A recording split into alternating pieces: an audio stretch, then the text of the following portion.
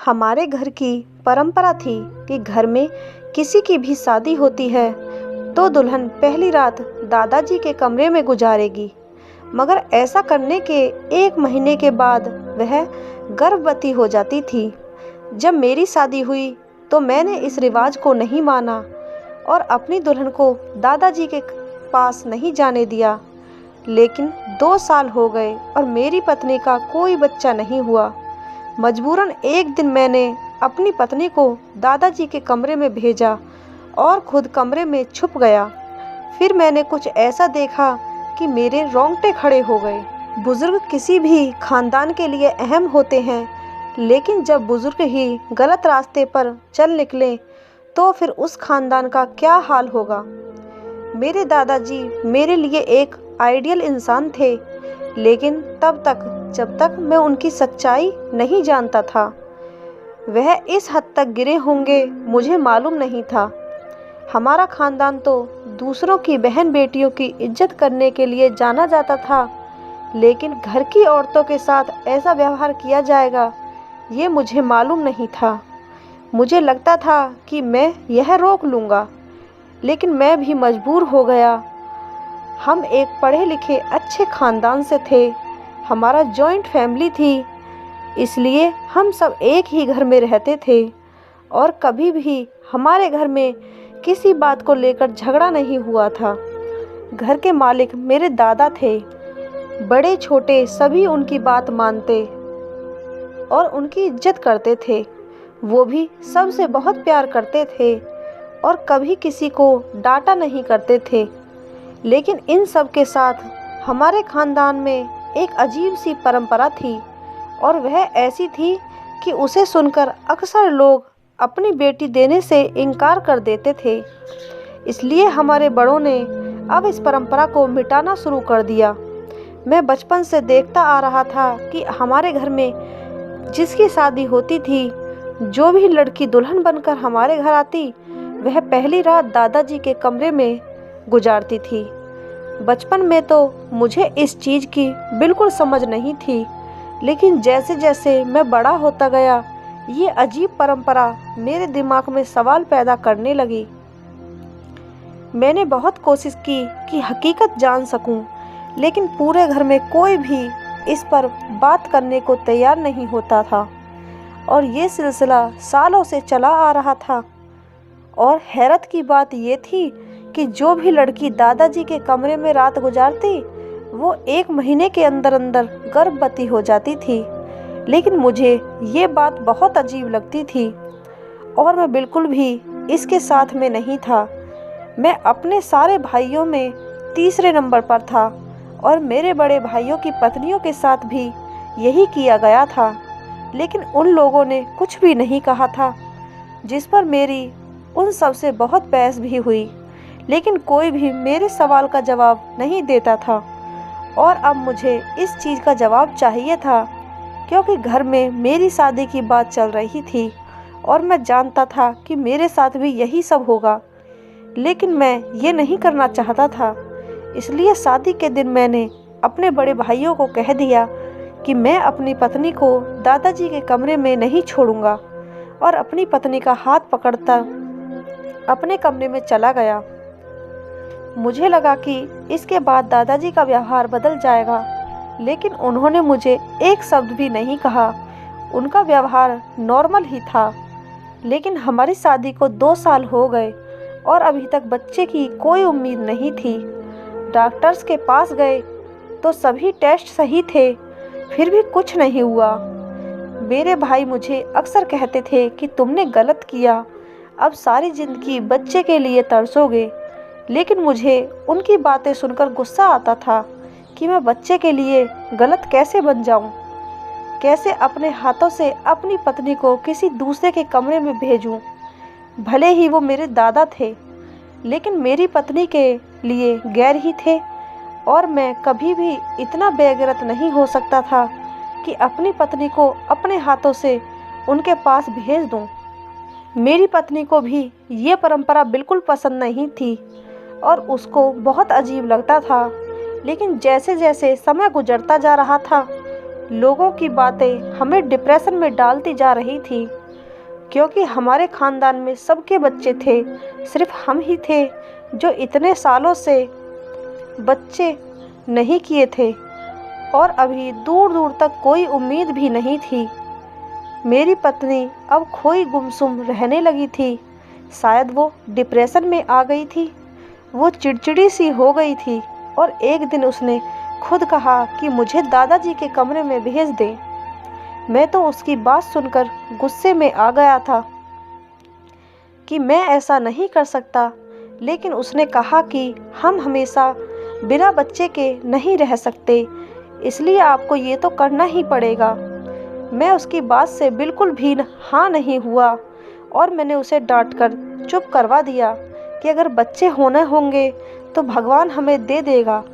लेकिन वक्त गुजरने के साथ साथ उसकी जिद बढ़ती जा रही थी और कोई उम्मीद नज़र न आने की वजह से मैं भी अंदर ही अंदर कायल होता जा रहा था कि जहां बाकी सब ने अपनी बीवियों को टाइम दे दिया और शादी की पहली रात ही दादाजी के कमरे में भेज दिया, यहाँ तक कि मेरी माँ और बड़ी मम्मी, मेरी छोटी मम्मी तक एक एक रात दादाजी के पास गुजार चुकी हैं, तो मेरी बीवी ने भी अगर गुजार ली तो उससे क्या हो जाएगा। आखिरकार बहुत मजबूर होकर एक दिन मैंने दादाजी से कहा, मैं आज रात अपनी पत्नी को आपके कमरे में छोड़कर जाऊंगा। उन्होंने कहा कि ठीक है, और उसके बाद वो कुछ भी ना बोले। रात हुई तो मैंने सोच लिया कि मैं पहले ही जाकर कमरे में छुप जाऊंगा और देखूंगा।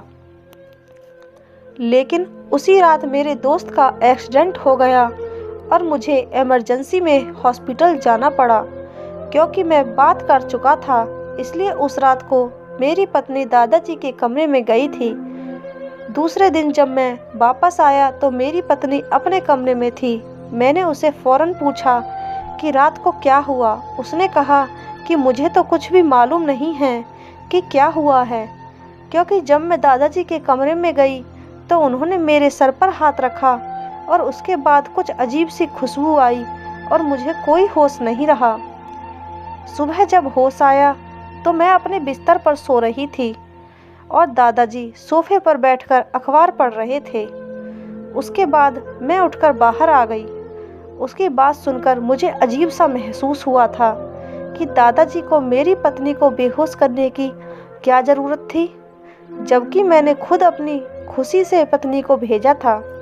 अब तो ये बात मुझे और गलत लगने लगी, लेकिन कोई भी कुछ बताने को तैयार नहीं था। मैंने दादाजी से भी सवाल किया, लेकिन उन्होंने कहा कि अभी वक्त नहीं है, इसका वक्त आया तो मैं इसका जवाब तुम्हें दे दूंगा। लेकिन अपनी पत्नी को खुश देखकर मैं भी चुप हो गया। फिर सच में 1 माह बाद मेरी पत्नी गर्भवती हो गई। अब तो मुझे अजीब सा महसूस होने लगा कि ये बच्चा मेरा है भी या नहीं। लेकिन मेरी पत्नी इस बच्चे को पाकर बहुत खुश थी और उसको खुश देखकर मैं भी खुश होने लगा था। लेकिन दिल के अंदर शक खत्म नहीं हो रहा था। लेकिन अपनी पत्नी के सामने ये जाहिर नहीं होने दिया था, क्योंकि इससे उसकी खुशी खराब हो सकती थी। मैंने सोच लिया कि मैं बच्चे के पैदा होने के बाद उसका डीएनए टेस्ट करवाऊंगा, फिर उसकी रिपोर्ट के साथ दादाजी से सवाल करूंगा। वो वक्त मेरे लिए बहुत ही मुश्किल था, क्योंकि जब भी मैं अपने बच्चे की खुशी महसूस करके खुश होने लगता तो वो एक रात मेरे दिमाग में आ जाती और मैं ना ठीक तरह से खुश हो पा रहा था और ना ही परेशान। किसी तरह वो वक्त ख़त्म हुआ और मुझे भगवान ने चाँद जैसा बेटा दिया। ये खुशी इतने सालों के बाद मिली थी, इसलिए सभी बहुत खुश थे और सबसे ज़्यादा मेरे दादाजी खुश थे, क्योंकि अपने पूरे बच्चों में उन्हें सबसे ज़्यादा मुझसे प्यार था और मेरे बच्चे की खुशी शायद उन्हें सबसे ज़्यादा थी। मेरी आंखों में शक की पट्टी बंधी हुई थी और मैं उनकी खुशी को भी शक की निगाह से देख रहा था। जब हमारा सारा खानदान खुशियां मनाकर चले गए तो एक दिन मैंने चुपके से बच्चे को उठाया और निकल गया।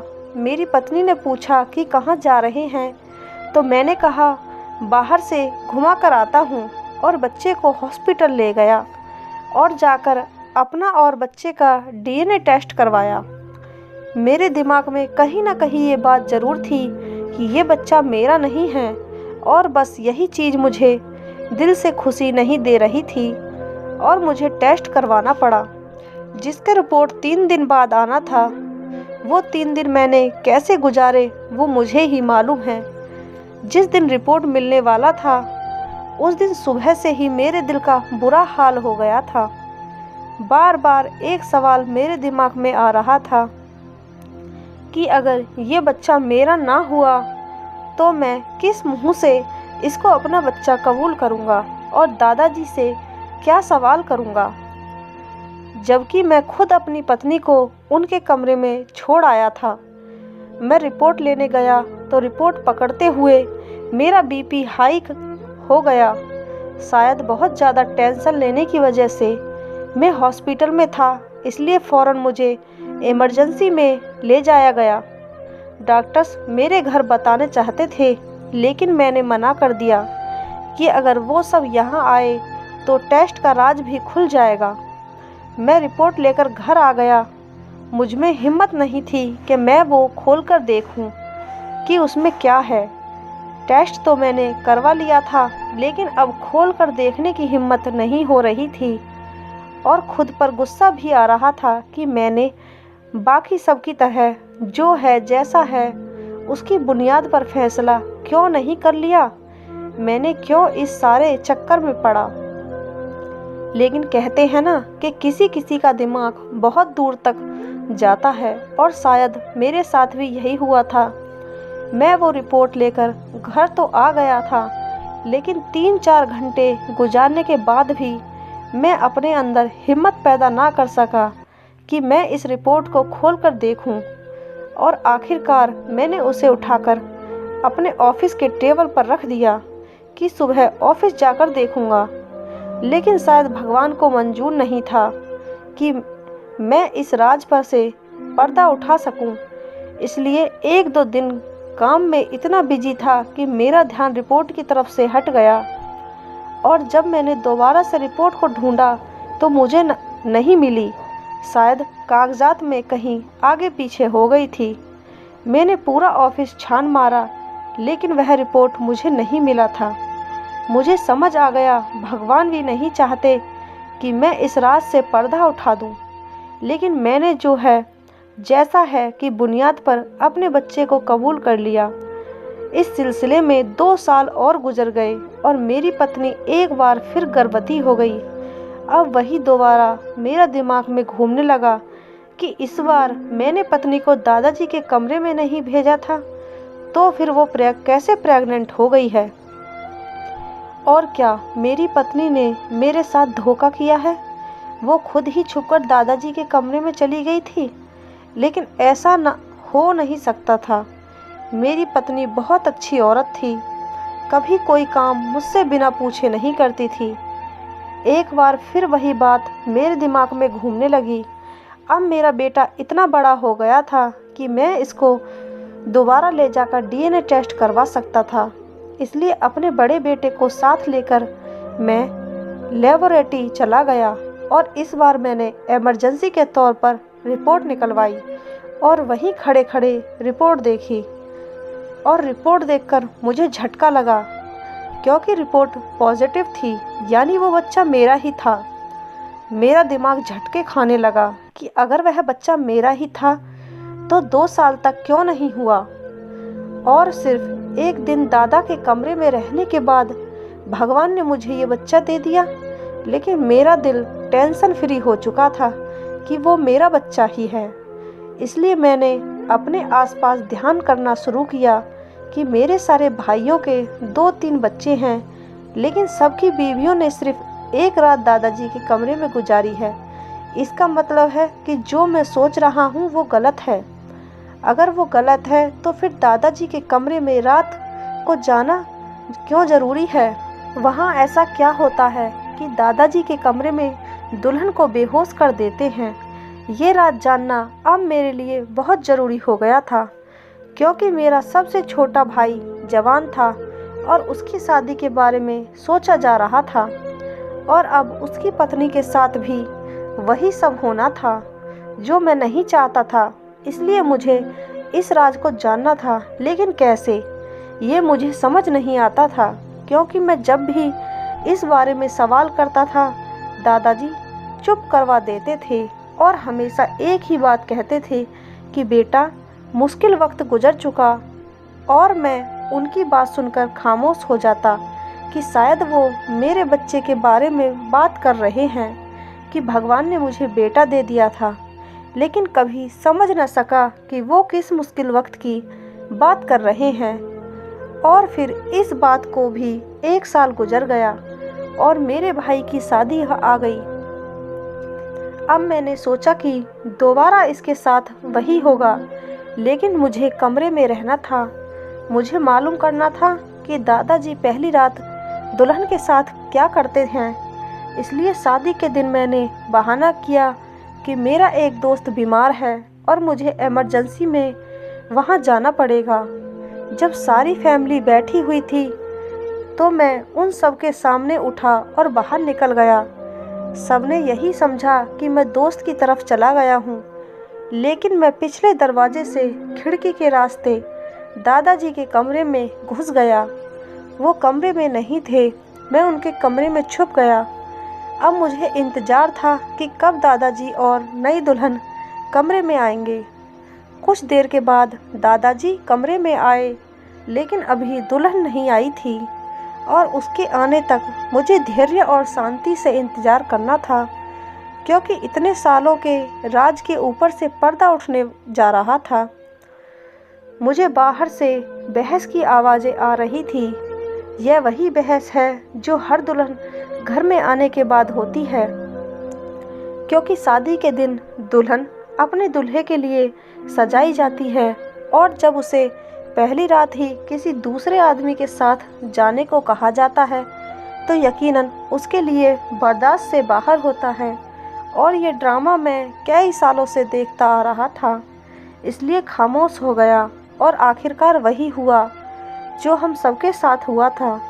और थोड़ी देर के बाद ही दुल्हन कमरे में आ गई। दुल्हन जैसे ही कमरे में आई, दादाजी उठकर वॉशरूम में चले गए। मुझे दुल्हन को देखकर उस पर तरस आ रहा था। वो घबराई हुई थी। थोड़ी देर बाद दादाजी बाहर आए और उन्होंने आकर दुल्हन के सर पर हाथ रखा और कहा कि बेटा घबराओ मत, कुछ नहीं होगा। और बात करने के साथ ही दादाजी जेब से हाथ निकालने तो उनके हाथ में रुमाल था और उन्होंने वो उसकी नाक पर रख दिया। 1 मिनट के अंदर वो दुल्हन बेहोश हो गई। यहाँ तक तो मुझे पहले ही मालूम था। मुझे इंतज़ार था कि अब दादाजी करते क्या हैं। उन्होंने दुल्हन को आराम से बिस्तर पर लिटाया और उसके ऊपर कंबल डाल दिया, लेकिन उसके बाद जो मैंने देखा, उसने मेरे पाँव के नीचे से ज़मीन निकाल दी। मैं सारी रात कमरे में बैठा रहा। बड़ी मुश्किल से वक्त निकला। सुबह के करीब जब दादाजी की आंख लगी तो मैं खामोशी से खिड़की के रास्ते बाहर निकल आया। लेकिन जो कुछ मैंने देखा उसके बाद दादाजी से सवाल करना तो बनता था, लेकिन मुझे यह डर था कि अगर मैंने दादाजी से सवाल किया उन्हें मालूम हो जाएगा कि मुझे उनका राज मालूम हो गया है। लेकिन बार बार मैं सोचता हूँ ऐसी क्या बात थी कि दादाजी को ये सब करना पड़ा। और मैंने बहुत बार बातों बातों में उनसे पूछने की भी कोशिश की, लेकिन हमेशा दादाजी बात टाल देते हैं। लेकिन इस बार दुल्हन को 2 माह गुजरने के बाद भी बच्चे न हुए। अब तो सब कोई परेशान हो गया कि ऐसा क्यों है, लेकिन सभी ने इंतज़ार किया कि भगवान की तरफ से देर हो सकती है। दादाजी ने कहा कि मुझे लगता है कि ये राज कोई और भी जान चुका है। सब एक दूसरे की तरफ देखने लगे तो दादाजी ने कहा कि इस घर में कोई इंसान ये राज जान चुका है। अगर ये बात किसी और को मालूम ना होती तो अब तक बच्ची गर्भवती हो चुकी होती। यह सुनकर मुझे अजीब लगा कि दादाजी को कैसे मालूम हो गया कि ये राज कोई दूसरा भी जान गया है, लेकिन मैं खामोश रहा और मैंने बिल्कुल भी बात नहीं की। कुछ महीने गुजरे तो दादाजी बीमार रहने लगे। एक दिन उन्होंने हम सबको बुलाया और कहा कि मुझे सच सच बता दो कि तुम लोगों में से कौन इस राज को जान चुका है कि पहली रात दुल्हन मेरे कमरे में क्यों आती है, क्योंकि मुझे लगता है कि मैं ज़्यादा दिन नहीं जी सकूँगा। और जो मुझे लगा कि सवाल करने का यही वक्त है, मैंने कहा, दादाजी मैं जानता हूँ। दादाजी ने कहा कि बाकी सब जाएं, तुम मेरे पास बैठो। मैंने सबके जाने के बाद दरवाज़ा बंद किया तो दादाजी ने पूछा कि सबसे पहले तो ये बताओ कि तुम ये राज कैसे जानते हो। मैंने उनको सच्चाई बता दी कि मैंने छिपकर सब कुछ देखा है। उन्होंने कहा कि तुम इस राज को जान चुके हो तो अभी ये राज तुम्हारे पास एक अमानत है। तुम्हारे पापा, बड़े पापा, चाचा, भाइयों में से कोई भी इस राज को नहीं जानता है। तुम मेरे मरने के बाद यह राज सब घर वालों को इकट्ठा करके बता देना, क्योंकि मैं जानता हूँ कि सबके दिलों में मेरे खिलाफ कुछ ना कुछ गलत मौजूद है। लेकिन मेरे मरने के बाद चाहता हूँ कि सबके दिल साफ हो जाएं। मेरी तरफ से भी कोई भी पाप अपने सर पर लेकर नहीं जाना चाहता। मैंने दादाजी से सीधा सीधा सवाल कर लिया कि ये सब क्या है, आप मुझे पूरी बात समझाएं ताकि मैं सबके सवालों के जवाब दे सकूं। उन्होंने कहा कि सबको यही लगता है कि मैं जो भी दुल्हन आती है उसके साथ पहली रात को कुछ गलत करता हूं, मगर ऐसा नहीं है। हकीकत यह है कि बहुत पहले मेरे परदादा के वक्त में जादू टोना और ये सारी चीज़ें बहुत ज़्यादा हुआ करती थी। हमारे ख़ानदान में कोई औरत ब्याह कर आई थी जिस पर कोई जादूगर था। जब वह ब्याह कर आई तो उस जादूगर ने जादू के ज़रिए से उसकी औलाद बांध दी थी कि कभी भी इस ख़ानदान में औलाद नहीं हो सकती।